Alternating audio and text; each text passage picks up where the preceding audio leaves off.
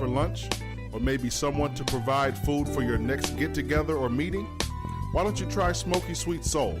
Our award-winning cuisine is certain to hit the mark. Call us at 216-338-0518 for catering or to schedule the food truck to come to your job or special event. Check us out on Facebook, Instagram, or at www.smokysweetsoul.com. That's SMOKYSWEETSOUL. Everybody loves it. Smoky Sweet Soul. Come hungry, leave happy. What's up, y'all? Your boy, I'm back again.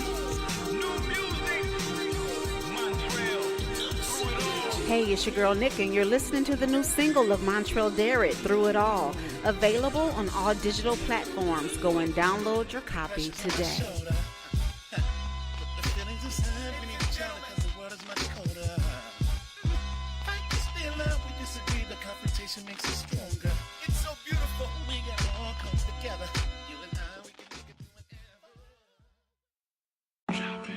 You're listening to the Trip Podcast with Nick and Mar.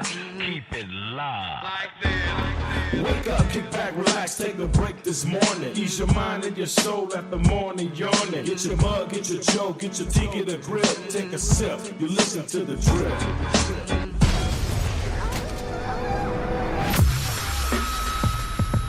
Let's go! Hey everybody, we're back. Time moves. Yeah. What's the song? Time passes when you're having fun. Time flies when you're having fun. Time flies when you're having fun. Let's go. Okay, we talked about so people the answer for me is no. You cannot be in a relationship with me. Okay. And have your interest piqued by no.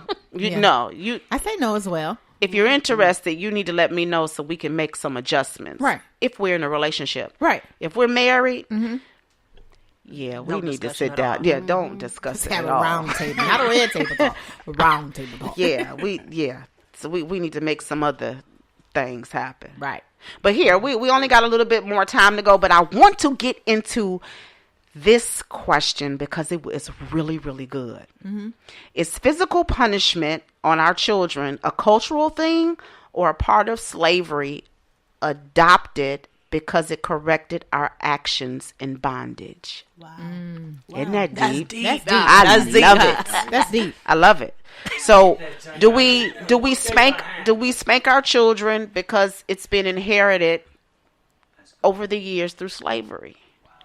Now, white people whoop their kids. But white people whoop their kids. I mean, I ain't say white. No, not like us. No, shoot, I know son to get down, baby. I can see where your thinking was. And I agree to a certain extent, but the Bible does. But okay, let me throw the Bible. Listen to her. Let me throw. It says, "Spare the rod and spoil the child." Mm-hmm. But rod is correction. It does not mean physical abuse. Right. It does not mean physical abuse. You. It means a method of correction. Yeah. Thank you. But if correcting is whooping that butt, let me go ahead and correct you. But where did we get that from? Okay. Where does that foundation come from? Yeah. Was the question. Like passed down. And that's exactly why I posed that question. Because we do a lot of our traditions or our cultural practices because it was just passed down to us. None of us ever question it. Yeah. Why don't we question certain things? Just because they're passed down to us doesn't make it right. I've questioned it my with my youngest son. With Nicholas, when he maybe was in elementary school, I started to question it. Why do we do this? Mm-hmm. Why do we tell our children to go to school and not hit, but we spank them? Mm-hmm. And then say, I do it because I love you. Yeah. It's not love. I can correct you without physically harming you. Yeah. And for years, we looked down on Caucasian people for timeouts. And there is a correct way to correct our children. Mm-hmm. And I don't think physical abuse or being physical with our children is the answer. But a whooping, you think, is physical abuse? I mean, locking somebody up in a cage and then stunning them, that's physical abuse. That's mental and physical abuse. And emotional. Right. And emotional. I think when we raise our hands to hit our children and cover it up and say it's okay because I'm teaching you, it's abuse to me. For me. And I'm not telling anybody else how to think. For me. And I had to learn that with my kids. Nicholas did something and we were arguing, and I don't know, he might have been 12 maybe, they start smelling themselves. And I went to hit him with a belt, and he pushed me in the closet. Oh, when I came out the closet, I came out like Muhammad Ali. And I punched him in his mouth, and his tooth was loose anyway, but I knocked his tooth out, and it frightened me so bad that I vowed never to physically touch them again. It's a control thing. Well, it is. Because when you feel like you can control something or someone with just words or showing them, you resort to physical actions. Because now I got to show you that I'm in control. And I feel like you notice that a lot with single parent homes where the female is the head, where the woman is the head. Especially raising sons.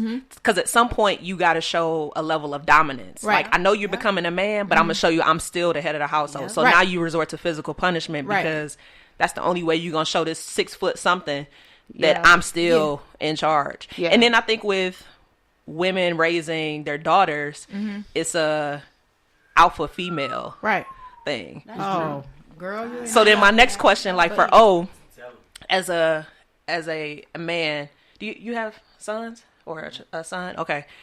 So why is it that men feel like they have to test their sons at a certain age? Test them. What do you mean? I think sons test their fathers. Or sons test their fathers. Sons test their fathers. Yeah. Well, talking to Mike O. Here's what I would say overall. I mean, Jolita and Tasha bring up good points where this exists in all cultures. Gentleness and kindness can be applied. Right. Fire does not apologize for being a fire. Right. When you touch the stove, you're going to get burned. Right. For however long you leave your body part in this space where it can get hurt, it's not going to be something that can be undone. Right. So spanking a child or telling a child, don't touch that. Don't participate in that. This can harm you. Right. It is no different than giving them the same experience of what's going to naturally occur. You can't touch fire and walk away like it didn't happen. Right. So it's the same principle. How we go about administering it for the purposes, the intent, that's where it comes down to whether or not it's abuse. Because you're not trying to destroy your child. You're trying to save them. You're trying to prepare them. You're trying to give them something that would allow them to be able to live successfully in life. Right. I don't want the police to teach my son not to do something that I could have taught him in my house. Right. Will he rise up against me? Has he risen up against me? Or them? They will. Because they want to see how far can I go. Right. It's a part of every man's life where you need to test the authority to understand where you can go and where you can't go, especially if you haven't yielded to any other form of correction or leadership. If they're not Bible readers or believers in God yet, which a lot of kids, they don't know. They just trust in what we told them until they figure it out. So they got to bump their head up against whatever law is there so they can identify what freedom truly is. So does it have to be a physical bump on the head? And that's what Tasha just said. Spare the rod and spoil the child. There has been 4 generations of children that have not been spanked. Now we have more children in the streets with no fear or respect of authority. I agree with that. I agree with what you're saying. I don't agree that we have murderers and rapists on the street because they have not been spanked. A lot of them have been spanked. A lot of them have been spanked, and that's why they are the way they are.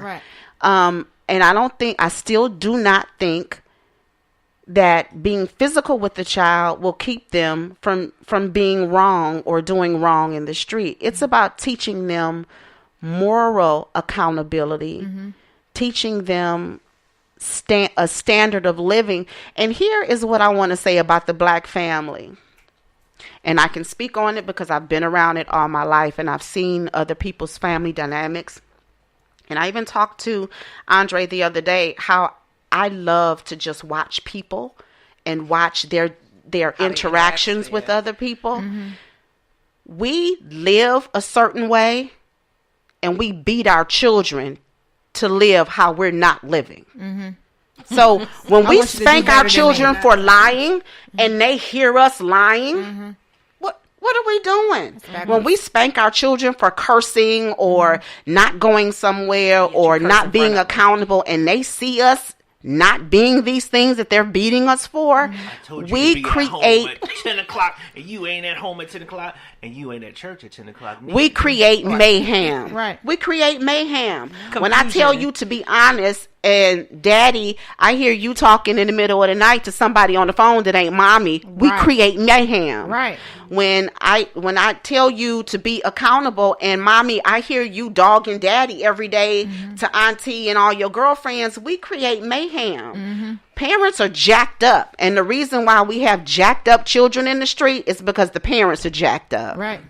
It does not mean that you have to beat your children into submission. Now that is slavery. Yeah. Definitely. That's all I'm going to say. This is a very huge topic for us in the Black community. Because I feel Did you get spankings? I won't. I probably got maybe one or two. Okay. He was daddy's girl. Yeah. What about you, Nick? I don't remember being spanked, but I remember being 16 and my mother knocked me out. You was telling yourself. Right? I came to and my stepfather was pulling her off of me. Oh. I came in the house at 2:30 in the morning. She said, where were you? And I said, out. And when I came to, you was out. Yeah, she knocked me out. Okay. Yeah. What about you? Oh. She knocked me out. Huh? Have you been spanked? Were you ever been spanked? Whooped? Yeah. Yeah. I had a shoe thrown at me. I got it. I got in trouble, and it was just for what I experienced and what I did. But it didn't necessarily change me from the standpoint of never doing anything bad again. Right. I did what I wanted to do. Okay. And whether it comes from our parents, life is going to knock you in a way where some of our credit right now is whooping our tails for being disobedient. Right. And life itself is almost, it's required to challenge us, to test whether or not will you follow the rules. There's certain principles. You cannot go to any building top and tell gravity, I ain't listening to you. And then jump off that bridge or that top of the roof, gravity gonna show you who's really in charge. Right. So it doesn't matter if it's a person telling you or if it's life principles itself. God will show you the truth. And if you are not willing to participate in a positive way, you're going to experience some consequences, which I think comes back to emotional maturity. Okay. Where if you're not thinking about the ramifications of your action right here, right now, and how it can play out several steps beyond that moment, you're not emotionally intelligent. Okay. You're actually immature. So do you think it's a cycle? Yeah, we all keep going through the same test until you figure it out. Okay, no, but I'm saying, do you think it's a cycle, as far as, your family, it's like a trickle-down effect? That's this started here, this is starting here, this is starting here. Well, do you break that generational goes back and curse? forth? Because when we were raised, we said, I'm never going to go to church as much as I'm going to church right now. And I ain't going to make my kids go to church as much as I had to go to church. I'm going to let my kids watch this program. I'm going to let them go this place. I'm going to do these things and not those things. And that generation wound up experiencing life completely different from what we did. Right. And now there's a total rejection of authority and a questioning of what we believe as God. I think it's this generation now because it's something in the water with these kids. Well, now. We put it in it. We put it in. Whatever's in the water, we put it in there. Clearly. But which kids are you talking about? What age group? It gets more diluted every my generation. Your children? More polluted. So they're different. I got in trouble a lot growing up. And do you think it was all warranted? The trouble that you got into? Some of the stuff you did, you should have gotten popped? Some of the stuff, yes. But some of it, no.